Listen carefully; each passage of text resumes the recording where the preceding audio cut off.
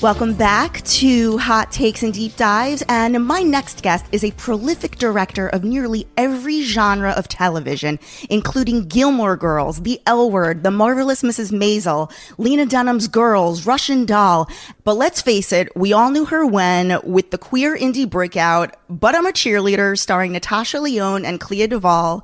Hi, JAMIE BABBIT. Hello. Thanks for having me. I've been trying to figure out where to start with this, and somehow my gut keeps telling me to start with this, and this is such a random thing. You directed one of my favorite scenes in The L Word. It was a cold open in season 5 in which, let me know if you remember this scene. Was it like every character making out with another character? Yes. It's like this fantasy sequence where they're running through different pairings, like Shane and Bet, Bet and Helena, Tina and Shane.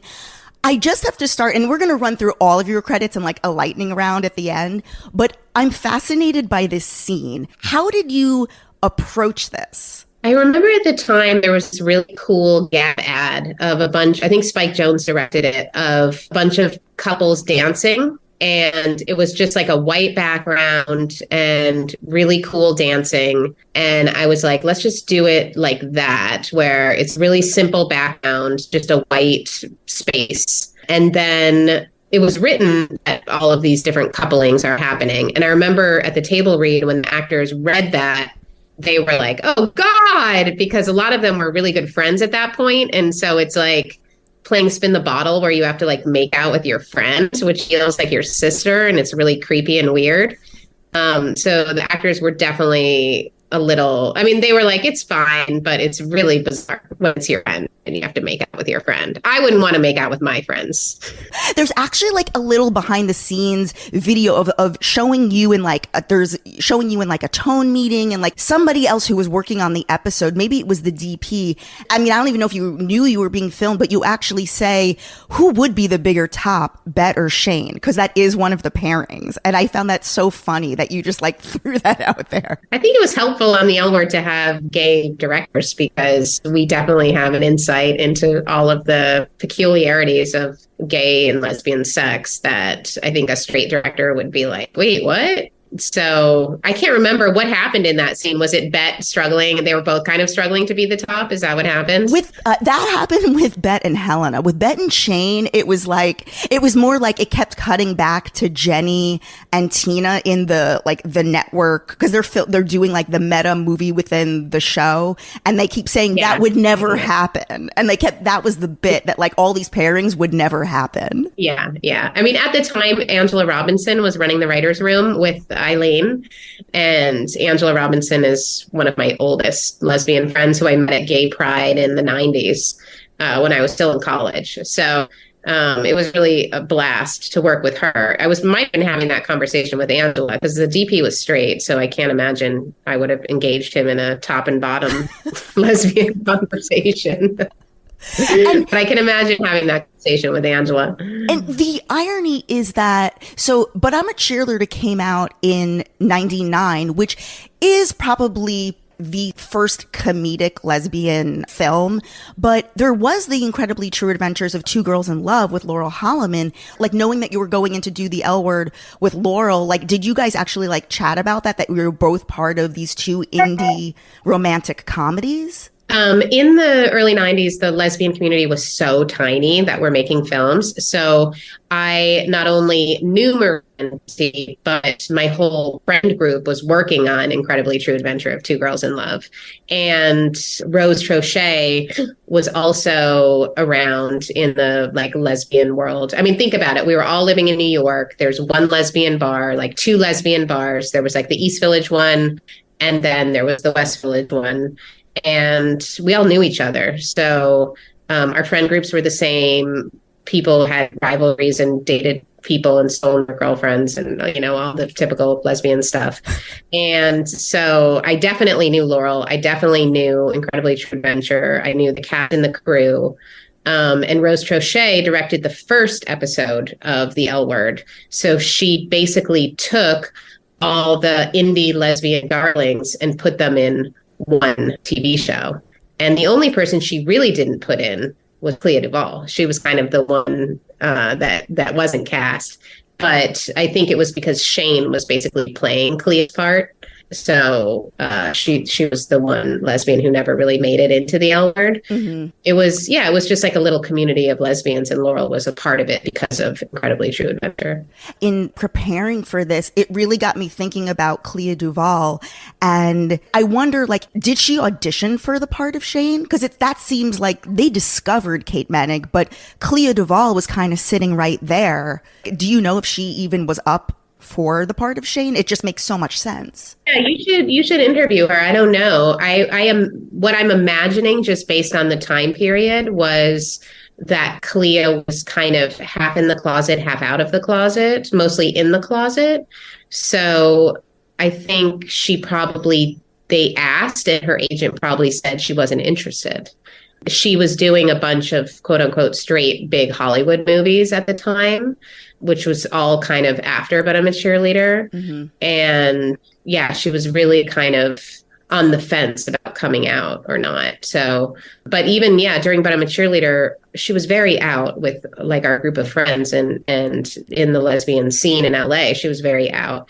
But when she started getting famous, her agents started scaring her. And I remember we were shooting But I'm a Cheerleader around that time that she was blowing up. And Clea was like, I don't want to do any gay press. And I was like, look, I'm your friend. You are doing gay press for But I'm a Cheerleader. And she was like, well, I was like, you don't have to come out. But like, she was on the cover of Out magazine with Natasha. Right. So I just really insisted that she do the press, because otherwise no one was going to see the film. I was like, it's going to hurt the film. You don't have to say I'm a lesbian, but you definitely have to do press in the gay stuff. But I remember the Advocate magazine came to set to do a set interview with me. I was always very out. Mm-hmm. And I would say 80% of the actors working on But I'm a Cheerleader were gay. And when the Advocate came to the set, I was all alone doing my interview. That's so interesting. It was a weird time, the 90s. Like it was kind of a threshold crossing of actors coming out. I mean, by the way, I still work with closeted lesbians who are very out socially and like, hey, let's go to the gay clubs, Jamie. And then like, they're not out. So I would say it would be interesting if Clea talked about sort of how that whole thing works. But I think now the actors that I know that are in the closet, they're kind of don't ask, don't tell. Like they don't make up a boyfriend, where there was a time where like Clea was doing the red carpet with like random actor boys. It's funny. I've actually reached out to her people a few times, even most recently to promote High School, the Tegan and Sarah show. And they keep giving me the runaround. Like, I would love a connection to Clea, but like, I would love to interview her on this show about this very topic. Yeah. But that's a sidebar. Yeah. Just going back to like your very early days in LA, you used to hang out at Little Frida's. Can you kind of talk about this? Like, I recently interviewed Eileen Chaikin and she literally would not name. I was like, what was the name of the cafe that the planet is based on? She's like, oh, I don't want to say the name. Meanwhile, we already know the name, that it's Little Frida's. I don't know why she's so protective over that, but can you kind of talk about that, how that really was the inspiration for the planet? Yeah. I mean, it's funny because Eileen was older than us. So she was a generation above us. And she ran with kind of a more like corporate crowd. Little Frida's was much more like indie riot girl, scrappy lesbian vibe. It was run by this woman who was Melissa Etheridge's ex, who was Eileen's age. So like in her 50s, this woman, and she had like really long hair and she was kind of hippie-ish. She was very cool, but the clientele of Little Frida's, it was in it was in West Hollywood, but it was on Santa Monica Boulevard. And it was kind of an indoor-outdoor coffee shop. And they had a lot of music that was a part of it. And I think that was because the owner of it, she had, once again, been dating Melissa Etheridge for a long time. So there was a lot of like Riot Girl, a lot of the music from But I'm a Cheerleader, I had heard at Little Frida's. So, for example, the scene that was during the love scene, mm-hmm. Madigan Shive, that celloist singer, she is from Little Frida's. Like I knew her from Little Frida's. And she was like a little riot girl who was in a couple bands at the time. So yeah, it was when I first moved to LA when I was like 22 out of college. it was definitely the social place to hang out, have a latte, hear music, meet other like young 20 something queer people. So all of my early memories of all of my queer friends that I met in LA were at Little Frida's. I love that. Yeah. But you only make money with alcohol. So because it was a coffee shop, I don't think they made very much money, So I think that's why they ended up going out of business. I want to hear how you discovered Clea DuVall. Like, I know the story of how, like, she worked at a coffee shop and you guys kind of like struck up a friendship. Can you kind of frame it in terms of your ages? Like, how old were each of you and what was your very early friendship like? Because in a way, you kind of discovered her. I mean, so she worked at Buzz Coffee, which was right below the Sunset 5 Theater in LA. And that was the theater where independent movies showed. So just like the Angelica was in New York, the Sunset 5 was that in LA. So I moved to LA when I was 24 and I went to that movie theater all the time. And Clea worked at the coffee shop right below that theater. And she was super cute. She was 17. She was still in high school. And she gave me some free coffee. And every time I would go, she would give me free coffee. And so we started talking, and she lived in her own apartment. And she was living as like an older person because she was really living on her own at that point as a young person. And I remember, invited me over to her like studio apartment and made me like boiled pasta. And she said, I want to be an actress. And I said, oh, do you have an agent? And she said, yeah, I have an agent who her only other client besides me is the old lady from the Where's the Beef commercial. Okay. And I was like, okay. But she was like, but she like gets me, some audition. And she had a tattoo of a star on her, or like a Chinese symbol on her shoulder. And I said, what is that? And she said, it's Chinese for star, because I'm going to be a star. So she had confidence that she was going to make it. And I was like, well, I'm going to be a director. I said, and I want to make a short film. Will you be in my short film? And she was like, sure. So I was basically writing my first short film at the time that was called Sleeping Beauties. That was a lesbian kind of precursor to But I'm a Cheerleader. It's called Sleeping Beauties. And Clea was kind of like the butch romantic lead of it. So after I worked with her on that short, it got into Sundance. And that was the Sundance where she also had a feature film in competition when she had my short there. And her feature film in competition, I don't even think it ever got released. But a lot of people were like, who cares about that movie? But that actress is really great. Mm-hmm. So she was starting to blow up at Sundance. And that's where I met the money person, Michael Burns, who ended up giving me the money for Cheerleader, because he was like, oh, you have this young actress who's in a movie competition and she's in your short film. And I said to him, hey, let's have another feature film next year with her. And I'll direct it. And he was like, okay. And I was like, we can be here next year. And he was like, okay. So literally that's what we did with But I'm a Cheerleader. So obviously, like, she and Natasha Lyonne were really tight. And I know, like, the story of how they were just hanging out, driving in a car, and the script for But I'm a Cheerleader was in, like, the passenger side of Clea's car. And, like, Natasha just picked it up and was like, I want to be in this? Like, did she read through the whole script, or did they just want to do a movie together? They just wanted to do a movie together. And then Natasha was auditioning for everything at that time. And she was kind of a bigger star because she had been in the Woody Allen movie, Drew Barrymore and Julia Roberts and Edward Norton. So Natasha was definitely a bigger star. And I was auditioning Megan's for Clea's part to play against Clea. And Clea was like, I really want you to cast someone that I have chemistry with.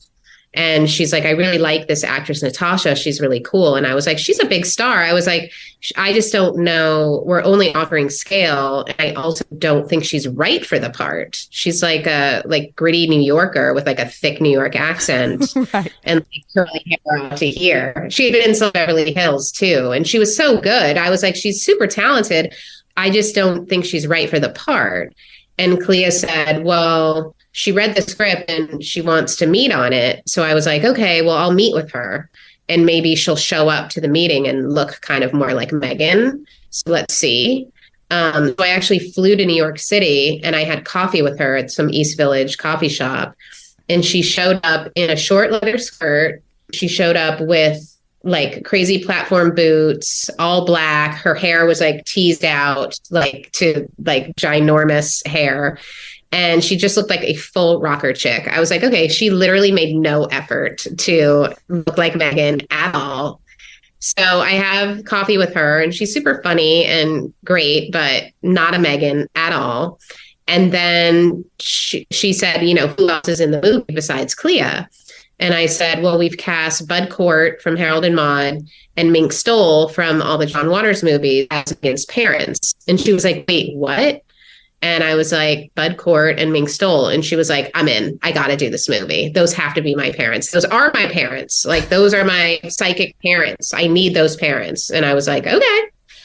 And when I left the meeting, I was like, okay, she really wants to do the movie. I was like, I don't know. Like, I still was feeling nervous, but I basically had a meeting with our hair makeup department. And I just said, like, her hair is not right. She's so not a cheerleader. Like, she's a star and she's funny, but we have to use our hair makeup transformation to like make her into a cheerleader. So how did RuPaul get involved?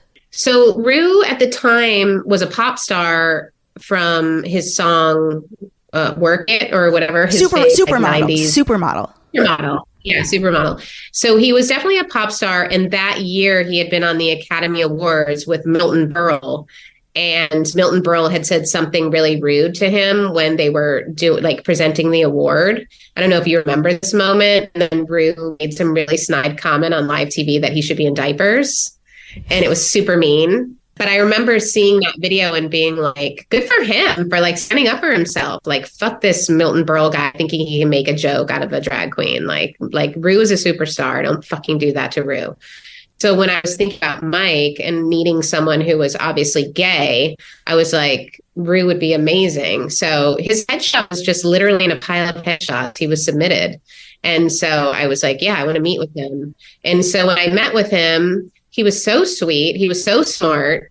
And he said, who's playing the love interest for my character? And I said, Eddie Cibrian. And he was like, oh my God, I know who that is. Oh my God, I have to do this. And is it true that in the middle of shooting, Natasha late one night got a tattoo on her shoulder? I'm not aware of any tattoo that happened. Oh, I thought I had read something that she had gotten some tattoo and you were like, how could you do that? Because you had to shoot her in like the cheerleading top. That does not sound like a surprise, but I've forgotten that small detail. It doesn't. Sounds familiar. It could have happened. No, seriously. I was like up to my eyeballs in complaints about Natasha and Clea being unprepared, not knowing their lines, partying all night, just like petty crew cast bullshit that was going on. I was like, I'm trying to literally make my like first film that's going to define whether or not I have a career or not. Like, can you please stop bickering? Or, it was just, or like go home early from the hotel party so that you guys don't look all puffy and like learn your lines. Like they were difficult, but I was friends with them too. So it was like a weird, like, I'm your friend, but now I'm your parent. And like my reputation is on the line. This is not just a party atmosphere, and it wasn't just Natasha and Clea. It was all of them. Like, they were all just having the time of their lives. And I was really serious. Like, guys, well, you're like trying to make your plant your flag in Hollywood. Like, this is like this is your chance. Yeah. And they were like, we're having the time of our lives. I was like, guys, focus. So flashing forward to present day, you directed the pilot of both A League of Their Own and Only Murders in the Building, which are like two of the biggest shows of, in the past couple of years. What came first? The first thing that happened was League of Their Own, the pilot. And I say the pilot, meaning the first episode, because I shot the first episode of League of Their Own. Then I shot the whole series for Only Murders in the Building. And then I shot the rest of the series of League of Their Own. So they literally went right after each other. So basically, Amazon said to us, we'll give you $8 million for the first episode of League of Their Own. You'll have this hour script, and let's see if it works. And if it works and we like it, then we'll finance the rest of the show and give you 7 more episodes. But it took them a while to decide. So while they were deciding whether or not they were going to go for it or not, I got the call during COVID from a friend of mine that I worked on Looking with. So I had done that gay show Looking. For people who haven't seen it with Jonathan Groff, I watched it I binged like the entire thing and the movie in like recent months. And I watched the whole thing in like a week. I loved it. It's so good. The writer of my episode was this guy, John Hoffman. And while we were making the wedding episode, is the episode we worked on together, we had such a blast. We loved working with each other. So during COVID, he called me and said, hey, I'm working on this Steve Martin short thing. The director just fell out because it was originally the directors who did the pilot for This Is Us. Said they fell out. And so we're looking for a pilot director. And I said, well, honestly, I just finished a League of Their Own pilot. Can I show you guys that pilot and maybe you'll give me the job? And he was like, yeah, sure. And so I showed them, first I interviewed, and I really liked the script from him. And the idea of working with John Hoffman again was really exciting. And then I showed them the pilot for A League of Their Own, and they really liked the pilot. So it was definitely, they loved directing, so that's why they gave me the pilot of Only Murders. And then we picked up for the whole series. So we were like the first show to shoot during COVID. So no vaccines, with 2 actors in their 70s and someone who had just had a kidney transplant. So I was very nervous. So this is Martin Short, Steve Martin, and Selena Gomez. Yeah. So they were all health compromised.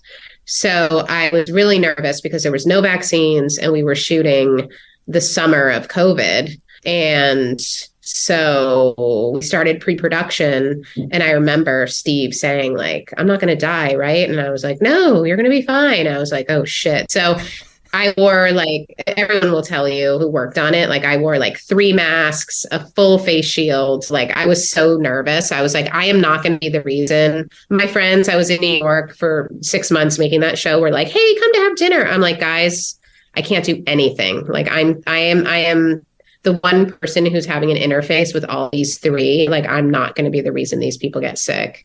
So we were very, very, very, very safe. But I had big scenes with a lot of extras, and people did get COVID on that show.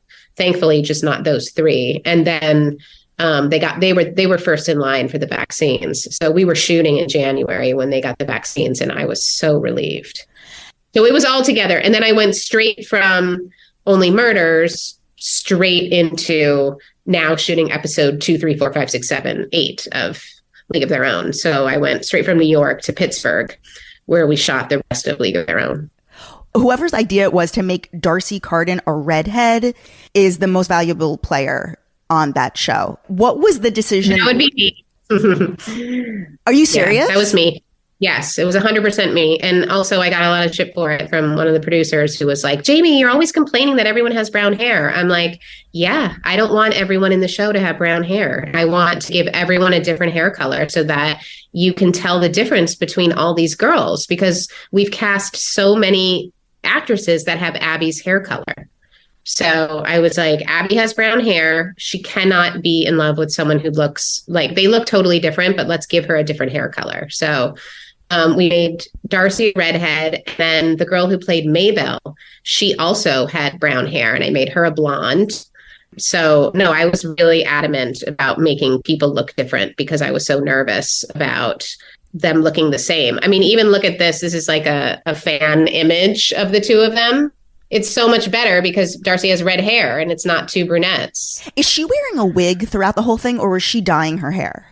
No, it's a wig. Okay. It's a wig. I love this fan art too. It's so good. It's so good.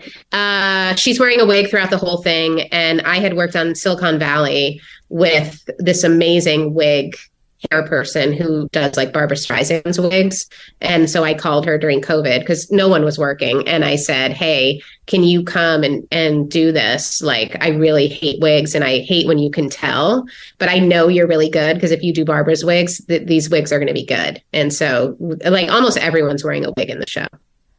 And how did that pilot come to you? Like, how did you get the opportunity? Like, did you know Abby Jacobson? Like, how did that land at your feet? I knew Abby Jacobson a little bit. I didn't know her well, but I did know her a little bit. And I was actually, I think, the first person to interview.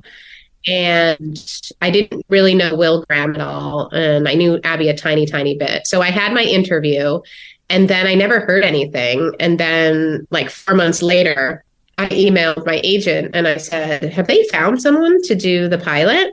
And she said they did hire someone, but then Amazon was kind of like not happy with the choice, or I'm not sure, like this person had to do a lot of other interviews and maybe some of her other interviews didn't go well.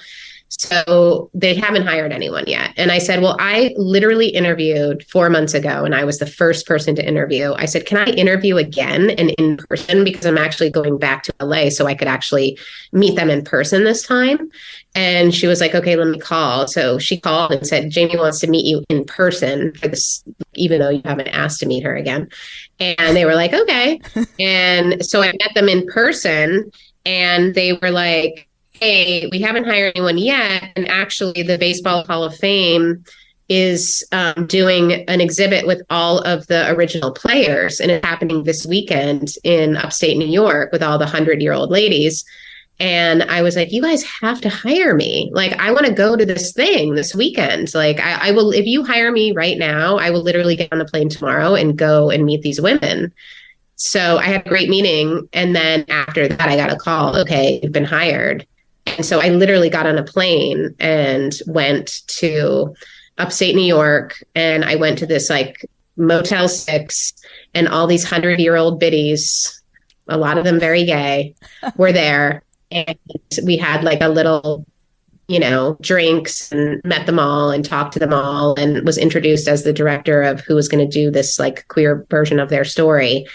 And it was a great kickoff. It all started with the actual players and mostly with MAISEL, who was the woman who came out on stage at our premiere, who was very out with me that weekend and kind of told me that everything in the scripts were true and, that there was going to be a lot of backlash and that a lot of the players didn't want the gay story told. And there was a lot of fear. And so I was so proud of her at the premiere when she came out. It was incredible.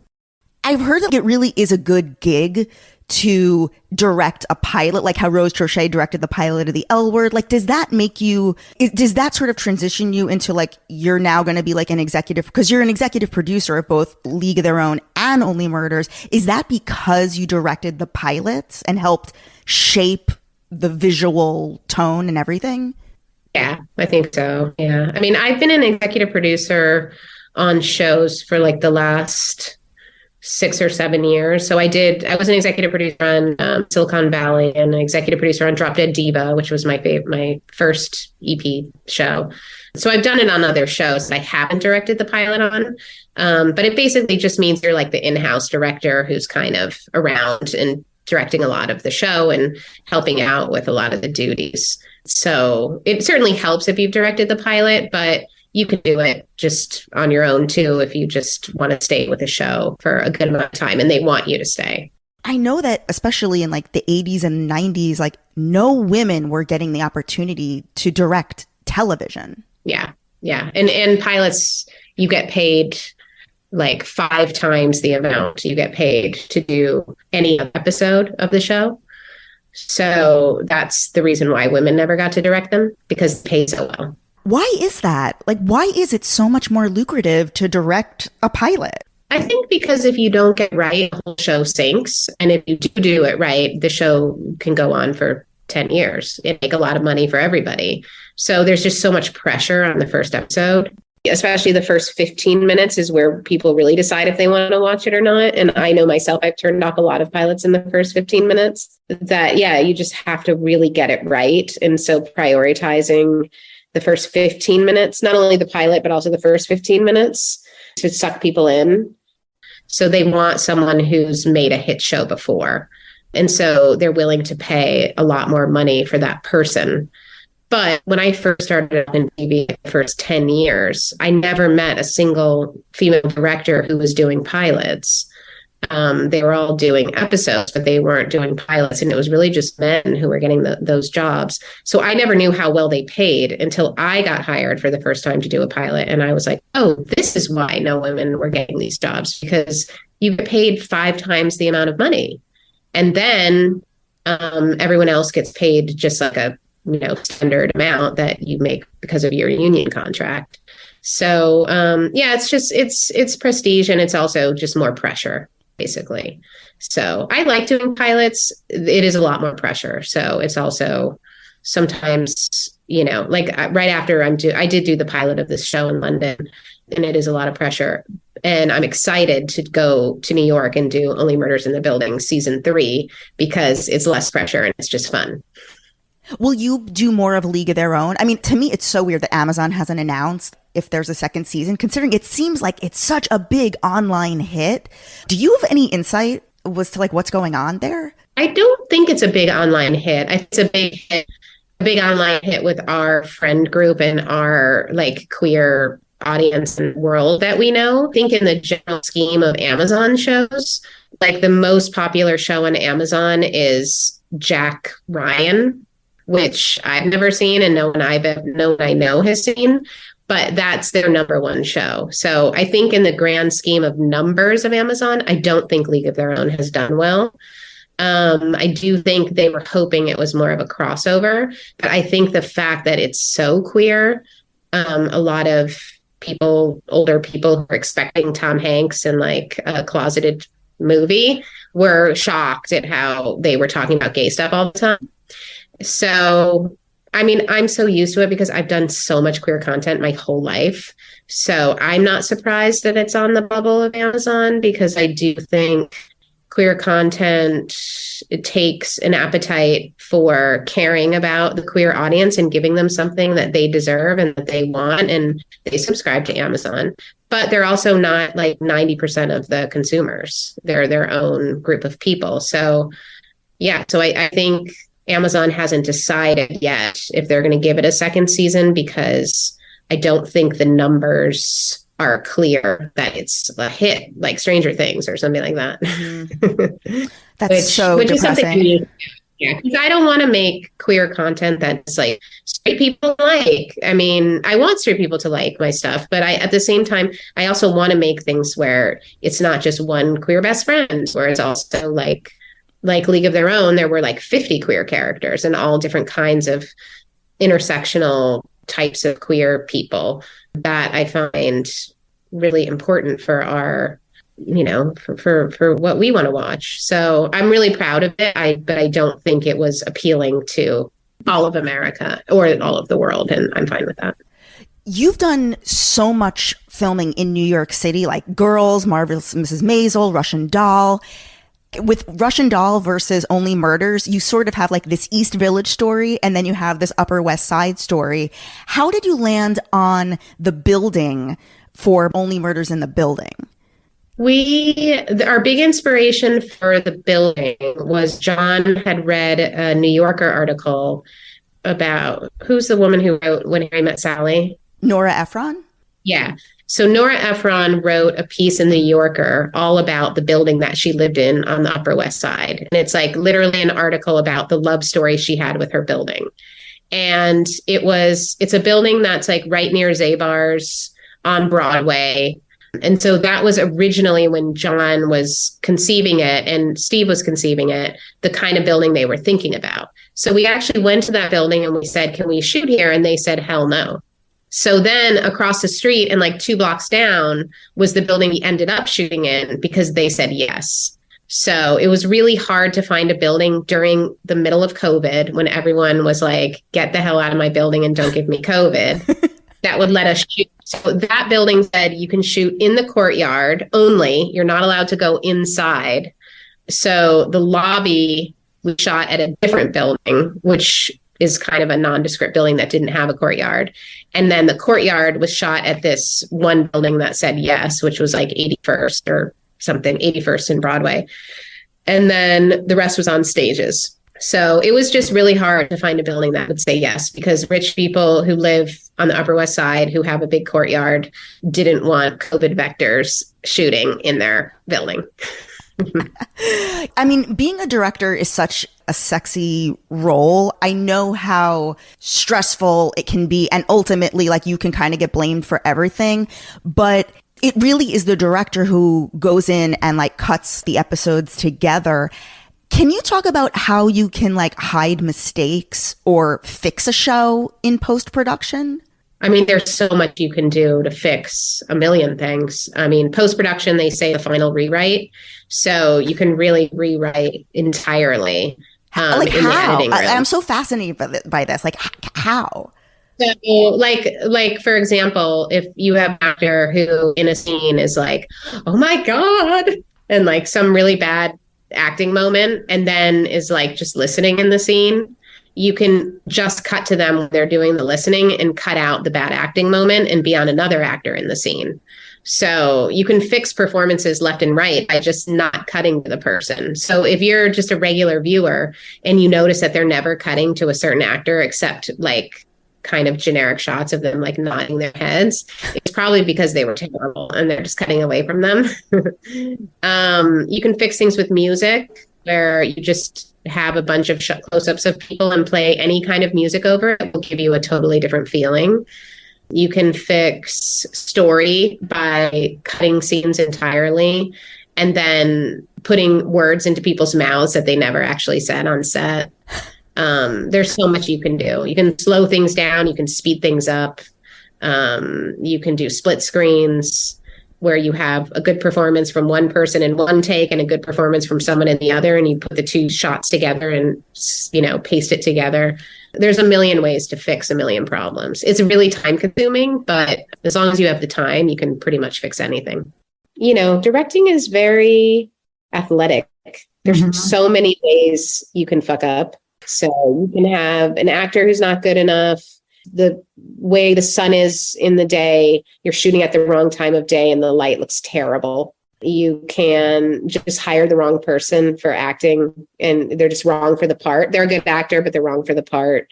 If the script's not right and you don't catch it on the day, you're screwed. I mean, there's so many ways to mess things up. So it really is, I feel like a high wire act.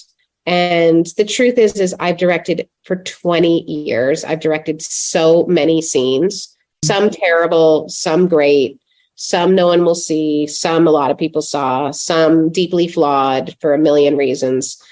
But I definitely have learned in 20 years how to be better, you know, and you don't always win, you know, sometimes you try and you don't win. So I'm also used to like failing and just getting up and trying the next day, you know, so. Can we do a little lightning round of your greatest hits here? Like if you can share just like an anecdote, like I'm going to name some shows you've done and just anything, you know, like fond memories you have or just like an interesting anecdote you can think of. Can we do that little game? Sure. Okay, cool. So let's first talk about Girls with Lena Dunham. The greatest thing about working on Girls was Lena, who is such a brilliant writer. And the biggest challenge to working with Lena is that when she's acting, I could see her watching the actors in the scene as a writer, for example, seeing on her face, oh, they're doing a really good job in the scene right now, rather than being the character who's in the scene. So that was like a challenge for working with Lena, where she's such a writer and director that I could sometimes see her writing and directing while she was watching the scene, even though she was also acting in the scene. But she's a delight and honestly, like a true artist. Very, very talented. Marvelous Mrs. Maisel and Gilmore Girls, because it's the same creator. If you can talk about those two. So I directed 18 episodes of Gilmore Girls. So that was 6 years of my life. I directed like 3 episodes a year. And I really got along with Amy. She is another true artist, brilliant. At the time, we were on a really shitty network, the CW. And so no one took our show seriously and we never got Emmys or like anything. And I think it was sexism too, because it was about like women and it was a women writer and creator and people just were like, who cares? But I was so happy when Amy did The Marvelous Mrs. Maisel on a better network. She was still doing women's stories, but by then the audience had kind of demanded that people pay attention to her and her really special writing. So that was really a homecoming and finally get the budget to do exactly what Amy wants to do, which is she has really big ideas, and all of her like moving camera shots are just so much fun to execute. I had a blast working on Maisel. Some of the most athletic directing I've ever done, because the thing about oneers, which is basically when you only have one shot for the whole scene, which is what Amy likes to do, is everything has to be perfect. And so you would do like 40 takes to make it perfect. So it was very hard work. Since Maisel and A League of Their Own are both period pieces, it's funny. The biggest criticism I've heard just from friends, I told my friend to watch it, and she's like, it just felt like Broad City set in the 40s. She's like, why are they talking like Broad City? I'm like, well, that's the bit. Do you really want to hear what they sound like in the 40s? Yeah, I think a lot of people didn't like that they spoke in a modern way. And I agree, it was kind of like Broad City in the 40s, but I loved that. I thought that was a really cool mix of tones. So that was definitely what we were going for. And either you like it or you don't. But I'm not interested in like a typical 40s show.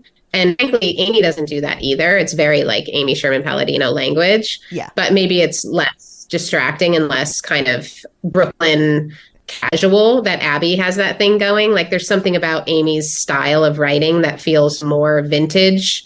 That's just naturally how, when she did Gilmore Girls, that was a contemporary show, but she has a vintage way of writing, like Dorothy Parker. That's sort of her just natural like rhythm of writing. And so maybe that lent itself better to a period show. And Abby is also a true artist who that is her voice. And so that was the voice of this period show. But I thought it was a cool mix. I liked that was what we were going for. So I totally get it if people don't like that, but I thought it was fun. Let's talk about Russian Doll and your big reunion with Natasha on this. Season 1 and 2 are among the most creative seasons of television ever made. Yes. So that was a real love letter between Natasha and Leslie Headland. So Leslie Headland is one of the most talented playwrights out there, I think, in New York. And she and Natasha had become friends. And Natasha is brilliant. And she had obviously the idea, but Leslie executed it in a way that was so special because they were also friends. And so I think she deeply understood what Natasha was trying to do, as far as it was a sci-fi show about AA, basically, and about addiction and about killing yourself every day and then waking up and doing it all over again, and kind of the cycle of using and self-inflicted, basically death that addiction causes. So that was sort of the themes behind Russian Doll. But Natasha and Leslie are both really fucking funny. So they were able to take a really dark story about recovery, and that the only way that you can really get out of the cycle of drinking and drugging and all that stuff is by meeting someone else who's going through the same thing, which is the other character that Natasha meets, who's also dying every day. And that only through meeting each other can they kind of solve the problem, which is to get out of this cycle of killing yourself every day. So it was like really cool metaphors, and Natasha is such an East Village rat. So she really knows that like Jack Nicholson, East Village, like she's got that whole vibe going, and always has. And so it was just such a cool mix of like Leslie and Natasha. And then for me, I said to Natasha, when you did But I'm a Cheerleader, you stepped into my world, which is like Megan, like a femme who grew up in Ohio, like all that stuff is very me. And I said, it's so cool for me to step into your creativity and direct you as like your East Village gangster recovery, like her whole like ethos. And it really felt like a true swap of creative juice. And I felt really honored to be a part of that. Like for anybody who hasn't seen But I'm a Cheerleader, which I find really hard to believe. I mean, it's basically about this girl who was sent to conversion therapy because her parents and friends think she's gay. She has no idea. And it turns out that they're right because she meets Clea DuVall in the conversion therapy. Now, how much of this is true to life? Like, I know you didn't go to conversion therapy. So how much of Natasha's character is based on you? 100%. Like, Megan is totally me. I was not a cheerleader, but I did grow up in Ohio. I was just a goody two-shoe who my mom ran a drug and alcohol teen rehab. And I grew up like really close to my mom's teen rehab, and I spent a lot of time there. I grew up very much a girly girl, and I was always terrible at sports, and like people, all the like lesbian softball players and stuff picked on me because I was so bad, and I was always like last pick. And so when I came out to my family, my mom was like a 60s civil rights person, so she like obviously didn't care that I was gay, but she was just confused because she was like, look, I have a lot of gay friends, and I've literally never met a gay person who's feminine like you. I'm just confused because like I've watched you grow up, and you've always been terrible at sports. You've always like, I've tried to get you to do stuff and you just won't do it. You just wanted to like play with your Barbies. So I was really confused about like the gender stuff and just this whole idea of femininity. And if you're really feminine, then you can't be queer. And what does that mean? And so another thing I really wanted to talk about in the film was I wanted the feminine part of Megan to not change when she like owned her queerness. Like I wanted her to still be a cheerleader at the end. She's still the same person. She's just also a queerdo. So in the whole construct of like masculinity and femininity, I also just found totally ridiculous that had anything to do with queerness, because it really doesn't, you know?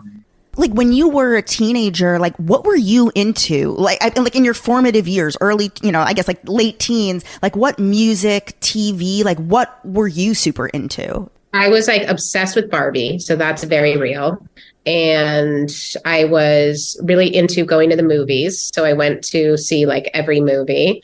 And I was a theater nerd. Like I was like the lead actress in every play and I was never a singer. So I was like tech in the musicals, which was great because it was actually tech that made me realize I liked being behind the scenes more than I liked acting.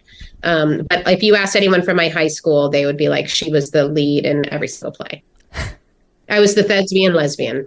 I love it. Okay, the final in your greatest hits here. Going back to the L Word, you directed, I think, maybe 3 episodes of the L Word. Can we talk about your approach to filming sex scenes? And then how do you shoot around different actresses' nudity clauses? Yeah. So what I do is I have a conversation with the actors and I say, what do you like about your body? What do you not like about your body? So what are you like okay to show? What are you just like, I hate this part of my body, I don't want to show it. So like when I worked with Leisha, she was like, I'm fine if you show, I can't even remember what I showed, maybe my butt, but I don't want you to show my boobs or something like that. I don't know what it was, but I'll ask the actors directly, like what makes you comfortable. And I did the same thing on Girls, because I had a lot of scenes on that too with men and women. And I actually remember I asked Adam Driver, will you do full frontal? And he was like, I will do full frontal, but you don't want to see my ass because it's flat and no one wants to see that.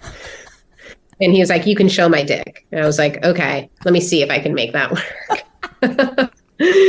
So yeah, different actors have different hang-ups where they're like, I don't like this, I don't like that. So yeah, I just talk to them directly. And then I'll say to the actor in the scene, okay, they don't like their like love handles. So when you're kissing them, can you put your hands on their love handles so that you can't see it?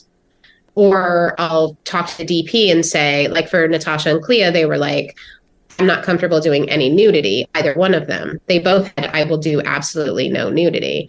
So I was like, okay. So I spoke to the cinematographer and I said, can we make the scene really, really, really dark so that you don't think about the fact that they're fully dressed? And he was like, okay. And then when I got an NC-17 on the first cut of the film, I talked to the ratings board and I said, why did I get an NC-17? I have literally no nudity. And they said, well, it was so dark that we were sure that in the darkness that they were nude and we don't know what was going on. And I said, well, how about I lighten it up in the lab and then I'll show it to you again to prove to you how literally nothing is going on. And they were like, okay. And so that's how I got the NC-17 taken off. So it worked, like, because your mind thinks, oh, it's so dark, there must be crazy stuff going on. But it was literally those really pink, boring nightgowns that they were wearing and no nudity. Like it was terrible. Like I had nothing. It wasn't sexy at all on set. And with the L Word as a director, I mean, it's interesting because they've had, you know, male, female, gay, and straight directors. But for you, what was your approach to making the sex scenes realistic? Because like sometimes they can just really, you just have no, it's like, what are these people doing? Like you have no idea what is going on. Oh, I think I know something about lesbian sex, so I could give advice about what they might be doing. But also, most of them were gay at that point. So, I mean, out and proud and giving suggestions too. So I really try to make it as much of a conversation between the actors and the director so that no one feels like there's some mandate. It's more like, let's explore this together and how can we make this something that we're all comfortable with. So suppose there's somebody who's like, no, I'm not showing any nudity, but then they're cast opposite somebody who's like, okay, like I am okay. Do you just go, yeah, like, do you just say, okay, yeah, well then we're not going to show anything? Like what is the approach there? Oh God, no. I'll push it to exactly what everyone's willing to do. So I actually did have that on the L Word because Jennifer Beals had a no nudity clause. Nothing. She'll show nothing. So any scene you do with Jennifer Beals, the other person you can show nudity, but she won't do any nudity. So no, I would definitely, whoever is willing to do nudity will do them. Like, and that was the thing about Lena, is Lena was always willing to do nudity. It was trying to get the other actors to do nudity. And at one point we did end up saying to actors on Girls, like, you guys, it's just Lena at this point. This is getting a little embarrassing. Like, you've got to work with us a little bit, you know? So, but no, if you can get an actor to be comfortable enough to show something. I mean, my goal as a director is to make the scene sexy, and it's really hard to make things sexy when one will show any skin. It doesn't have to be nudity, but just skin. Like, skin is what's sexy. When But I'm a Cheerleader was released, like, it's like it was this big hit. It like made money, and yet a lot of the gay male reviewers would trash it. Like, I know, like in Entertainment Weekly at the time, and there was like comparison, like, oh, she's trying to be John Waters. Like, what was your reaction at the time, and how do you kind of reflect back on that? I mean, I would just hope that anyone who's listening to this who is making something that people have said is garbage and give you an F in Entertainment Weekly and all the abuse that the movie got, you just have to keep going. And I was really lucky because I was part of the Riot Girl thing going on in the 90s. And that whole mantra was like, we don't care. If we can't play our instruments well, we're going to fucking play anyway and shut the fuck up. So it's not for you. So stop listening and get out of our way. So that whole kind of ethos of the music movement at the time, which a lot of those people couldn't play, but guess what? After they played 50 gigs, they learned how to play. So I was like, this movie is not for you. I don't care. This movie was made for my lesbian friends and my like world, which is not your world. No lesbians have power. None of us write reviews. None of us have money. Like, get the fuck out of my way and let people watch the movie. So I just was like very stubborn about, I don't care if the mainstream media likes this or not, because I don't like the mainstream media. So. And the joke is on them because it has this enduring legacy. It's like you just did a re-release a few years ago with like a director's cut. It is now heralded as one of the great cult classics of like the late 90s. I think it was ahead of its time. And I think that a lot of gay men at the time who did have power and who were writing reviews and who had money, as a lot of men have money and women don't, they were really devastated by everything that was going on with the AIDS crisis. Obviously, it was horrible. And it was like no one was making comedies about gay life. And here was this young lesbian who was making a joke about gay people in this really horrible environment, which is conversion therapy. And I understand that that was a serious thing, but I also was like, I don't want to be a part of a community that can't laugh at itself. And this is a heartfelt, warm comedy from within the community. And it's not mean spirited, and it's not John Waters, because John Waters never had like a romantic love, like a real kind of gooey emotional core to his films. They're very cynical. And that's just not who I am. And I ultimately am like a girl from Ohio. And I wanted to do a funny movie that was very me, which was funny, but also heartfelt and wasn't making fun of everything. And that had like a real stylistic flair, which was frankly more inspired by like Tim Burton and Derek Jarman than it was John Waters. But I love John Waters, by the way, but I wasn't trying to be John Waters. Do you just get the biggest kick that Natasha Lyonne has become this lesbian icon, this enduring lesbian icon, and she's like so beloved by the community? I know, and so not a lesbian. Yeah, so I've said that to her before, where I'm like, I made you an icon, you're welcome. And she's like, yeah, but I'm not gay. Do you know how much fucking like guys I would get if I weren't a lesbian icon?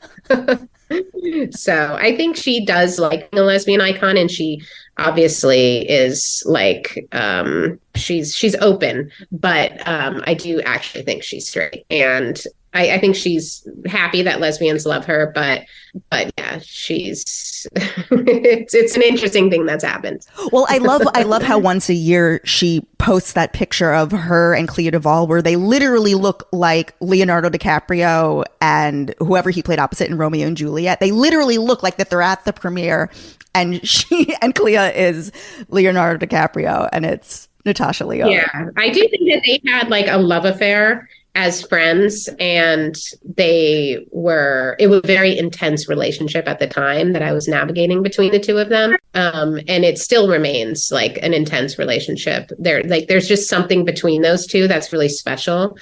And it was never sexual, but you know, it's like all of us who've met like these weird soulmates that cross our paths in our lives. And you're like, there's just something that we have with them, and it will just always be there. So, final thought here. What advice would you have for any kind of creative who feels stuck or success isn't happening fast enough? They're feeling a bit lost.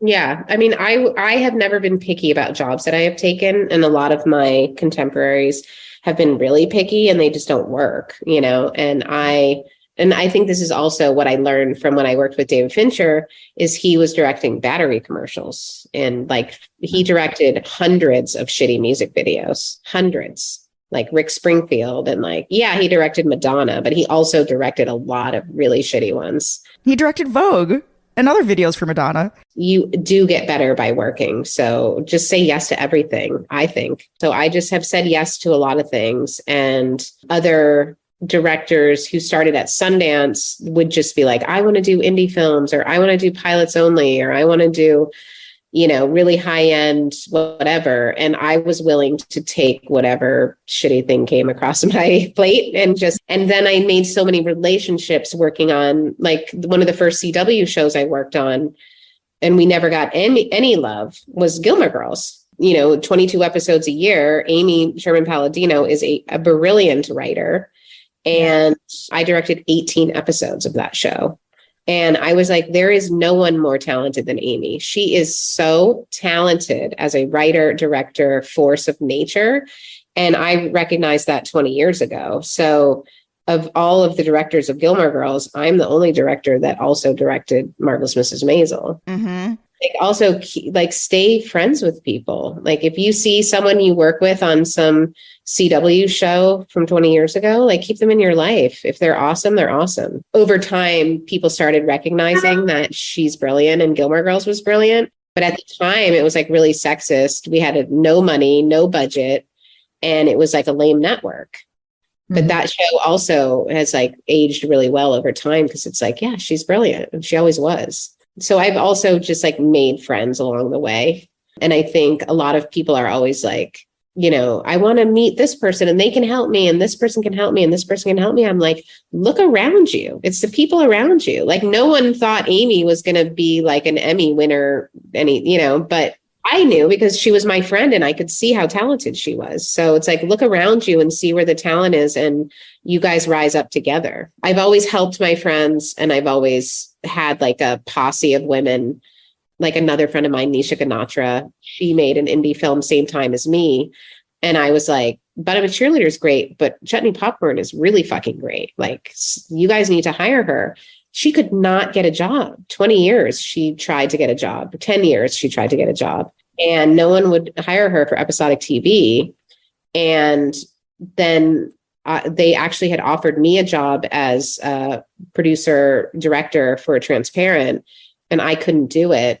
And I said, you guys should hire Nisha, like my friend who is so talented, and the industry is just not giving her a break. And so Joey Soloway hired her, and she directed a bunch of Transparent and was a producer on the show in her first season. And then just like the popular gig, once she had done a bunch of episodes, her career is on fire. I know Nisha. We actually have a close mutual friend. She actually directed the finale of And Just Like That, and also Girls, Black Monday. She's like blowing up. It's just, you know, you got to be in it for the long game, and you have to just wait for your moment, because it is really annoying. But, you know, I do think it's getting better. I think they're giving more women breaks than they ever have before. And they're willing to like, okay, she's never directed a pilot before, but yeah, let's hire her. She's a lesbian. It's a lesbian story. Like, maybe we should hire Jamie as a pilot director. So I do think they're starting to let the door open a little bit more. And it's just trying to keep yourself in there long enough for someone to give you the break, you know. That is beautiful advice. Thank you. Jamie Babbitt, you're the greatest. I'm so happy that we were finally able to do this. Like I said, I've just followed your entire career. Like, I saw But I'm a Cheerleader at the Angelica. Like, I was a senior in high school in 1999, and I went with my like theater kid, like gay friend, and neither one of us were out. And I just like followed your entire career, and I'm just the biggest fan. So thank you. Oh, thank you so much. Yeah, thanks for watching everything and being there. And I'm glad we finally got to talk. Yeah. All right. Well, have a great day. Thank you so much. I really appreciate it. Yeah, thank you so much. Yeah, have a great day. Thanks so much for listening. You can follow me, Jess X NYC, across all social media, Instagram, and definitely subscribe to the YouTube channel that is Hot Takes and Deep Dives, and my name, Jess Rothschild, where you can watch videos of all of these interviews.